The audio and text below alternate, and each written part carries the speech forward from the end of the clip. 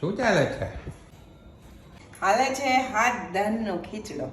હા, પણ હાથ ધાનમાં સબ્જી? હા, સબ્જી નાખીને હેલ્ધી ખીચડો બનાવવાનો છે. બટાટા છે, ગાજર છે, કોબી છે, મરચા છે, વટાણા આવશે, આદુ આવશે, પછી આમાં જો હાથ ધાન છે 1 2 3 4 5 6 ને ચોખા હાથમાં. વાહ રે વાહ. ચણાની દાળ છે.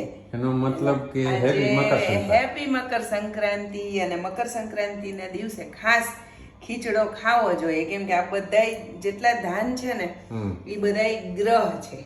બરાબર. અને આ ખીચડો ખાવાથી આપણા બધાય ગ્રહ છે ને આખું વર્ષ શાંત રહે. વાહ રે વાહ. ઘરમાં સુખ અને સમૃદ્ધિ ઓલવેઝ રહે. વાહ વાહ. એટલે બધાય બની શકે ને તો આજે ખીચડો બનાવવો જ જોઈએ. અને મોટા ભાગે આપણા ગુજરાતમાં તો બનતો જ હોય છે. અને બાકી તો હવે અહીં તો ખીચડા જેવું કઈ છે નહીં.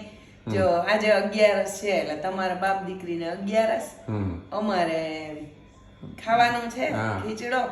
અને આડે દિવસે આવી ખીહર એટલે કઈ પતંગ બતંગ ઉડાડવાની હોય નહીં રવિવાર સિવાય. એટલે ખીહર એકલા જ આખો દી બનાવી.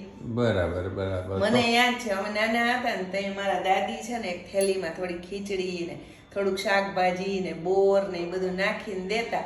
અને અમારા કેસરભાઈ ને રામભાઈ ભાઈ બે અમારા દાદાની બેનો, તો અમે એને ખીચડો દેવા હું જાતી ને 1 રૂપિયો દેતા ભેગો.